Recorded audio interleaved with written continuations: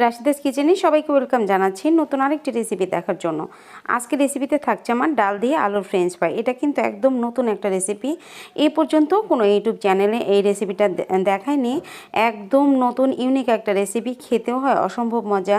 বাচ্চারা তো অনেক ফ্রেঞ্চ ফ্রাই খেয়েছে, এভাবে একবার বানিয়ে খাওয়াবে, দেখবে একদম প্রশংসা পঞ্চমুখ করে দেবে।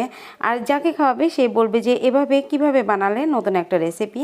এখনও কিন্তু কেউ দেখাতে পারেনি আমার চ্যানেলে, এই প্রথম। তাহলে দেরি কেন, চলো ঝটপট করে এই সহজ রেসিপিটা দেখে নেই। এখানে প্রথমে খেসারির ডাল নিয়েছি আমি 1 কাপ পরিমাণ, নিয়ে সুন্দর করে ধুয়ে, এটা পরিমাণ তোমাদের উপরে নির্ভর করে।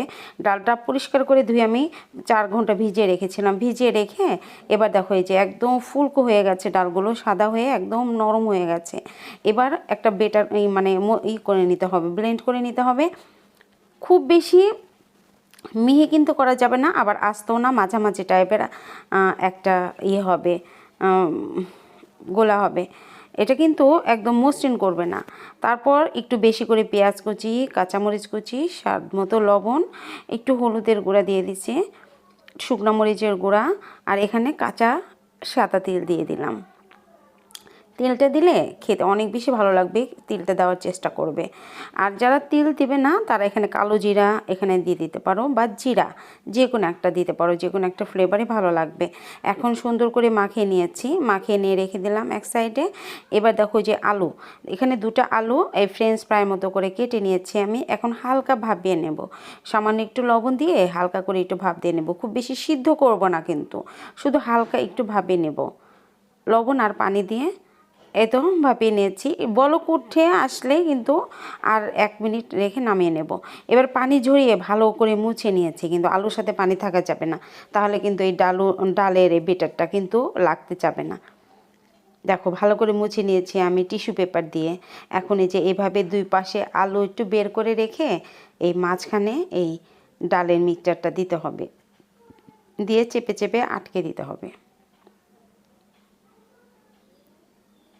এই যে যেভাবে দেখাচ্ছি এভাবে দেখে দেখে তোমরা বুঝে নেবে কিভাবে লাগালাম।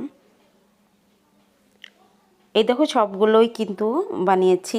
আর আমার এই রেসিপিটা আমি আমার বাসার যাকে খাইয়েছি, আত্মীয় স্বজন যাকে খাইয়েছি, সবাই খুব প্রশংসা করেছে যে না, খুব নতুন ইউনিক একটা রেসিপি, খেতে ভীষণ ভালো লাগছে, আর বিশেষ করে দেখতে অসম্ভব সুন্দর লাগে দেখতে, আর অনেক বেশি ক্রিস্পি হয়ে থাকে।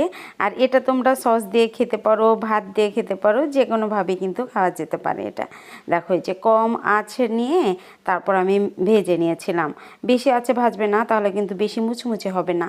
কম আঁচে ভেজে নিয়েছি যে ক্রিস্পি করে। সবগুলোই কিন্তু একসঙ্গে অনেকগুলো দিয়ে ভাজা যায়। আর এটা কিন্তু নো ফেল রেসিপি, তোমরা ভেবো না যে বানাবো হবে নাকি, একদম পারফেক্ট হবে, যেভাবে বানাবে পারফেক্ট হবে। আর অনেক সময় অনেকেই ডাল বাটতে একটু নরম হয়ে থাকে, যদি একটু নরম হয় তাহলে একটু ময়দা বা চালের গুঁড়ো দিয়ে তোমরা একটু মানে ডালের এই মিক্সচারটাকে একটু শক্ত করে নিতে পারো। এই দেখো সবগুলো বানিয়েছি, খুব ক্রিস্পি হয়েছিল, খুবই ক্রিস্পি হয়েছিল। এই পর্যন্ত যতদিন আমি বানিয়েছি, যাকে যাকে খাওয়াইছি সবাই বেশি প্রশংসা করেছে আমার এই রেসিপিটাকে। এই জন্য ভাবলাম তাহলে তোমাদের সাথেও রেসিপিটা শেয়ার করি, নতুন যেহেতু রেসিপি ভালো লাগলে চ্যানেলটাকে সাবস্ক্রাইব করে রেখে দিবে, আমার রিকোয়েস্ট রইল। আর বেশি বেশি করে ফ্রেন্ড সার্কেলের সাথে শেয়ার করবে, আর লাইক করতে একদম ভুলবে না।